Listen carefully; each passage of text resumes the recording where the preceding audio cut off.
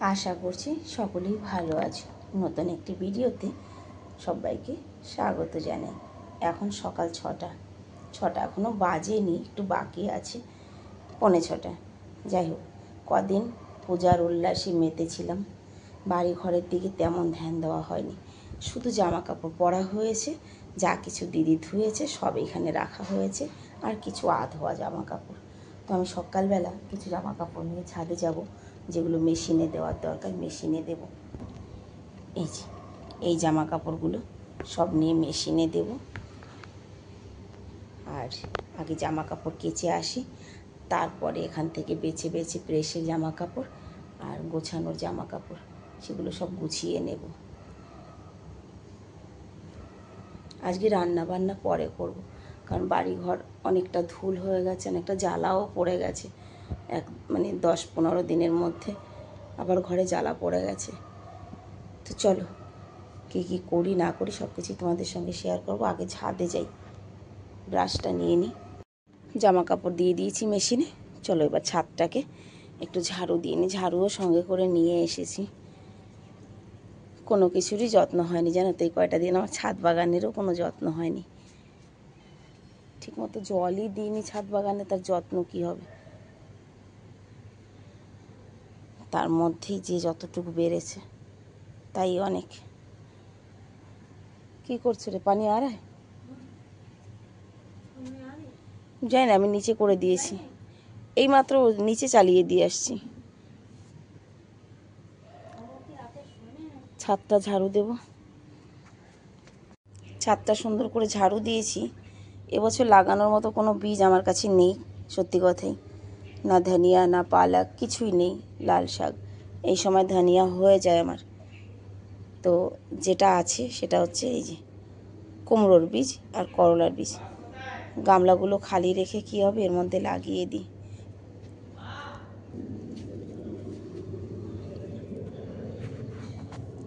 খালি ফেলে রেখে কোনো লাভ নেই। কি হয়েছে? আধা কিলো।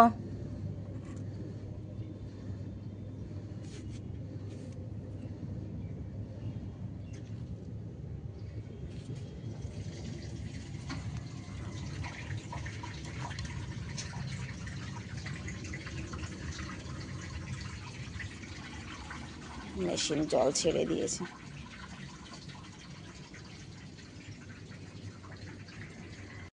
জামা কাপড় ধোয়া হয়ে গেছে।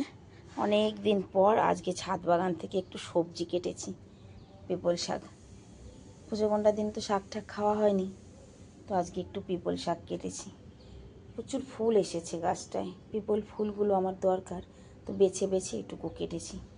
চলো, বড় ছেলে নিচে অপেক্ষা করছে, অনেকক্ষণ থেকে দুধ নিয়ে এসেছে। যাই গিয়ে চা করি, নাস্তা বানাই।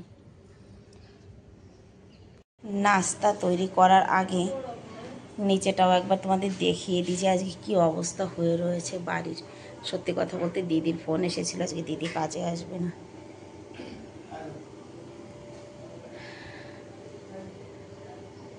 সমস্ত কাজ কাম করে তারপর ফিরে আসবো তোমাদের সামনে, তা নাহলে কাজ থেকে যাবে।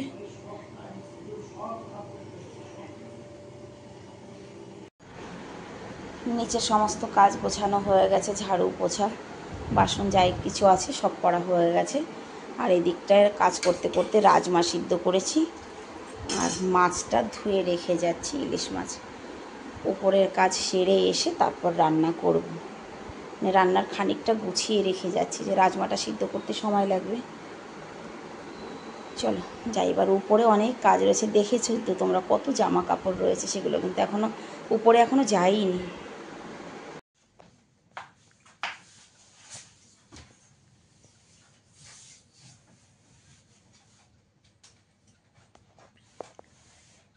জামা কাপড়গুলো গুছিয়েছি, ঘরটা ঝেড়ে পোছা দিয়ে তারপরে স্নান করতে যাব। 11টা বেজে গেছে। এই কাজ করতে করতে এখনো রান্না বাকি আছে, রান্নাটা স্নান করে গিয়ে করবো।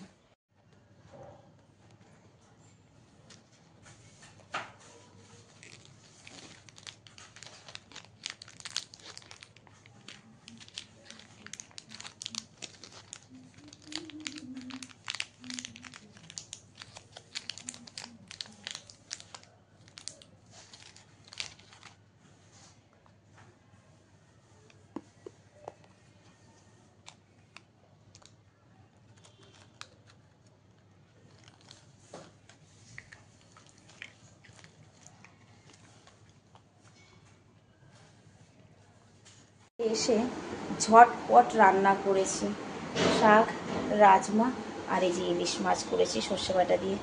খিদে পেয়েছে আমারও, খিদে পেয়েছে ছেলেদেরও। দেখো ছোটো ছেলে সব কিছু গুছিয়ে নিয়ে বসেছে। তো চলো ঝটপট খেয়ে নিই। খিদে পাবে না কেন, রান্না করতে করতে 1:45 বেজে গেছে। আর ওরা ঘুম থেকে উঠে খায়নি কিছু, দুই ভাই কেউ। চলো খাবার খেয়ে নিই, ওর বাপিও চলে আসবে এক্ষুনি। সারাটা দিন তো কেটে গেল কাজ করে করে, এই করে সেই করে, এখন হয়েছে সন্ধ্যা। সন্ধেবেলায় দেখো এই যে এতগুলো জামা কাপড় নিয়ে বসেছি, এগুলো প্রেস করতে হবে। অনেক জামা কাপড় এখানে, বুঝতেই পারছো তো কত জামা কাপড়।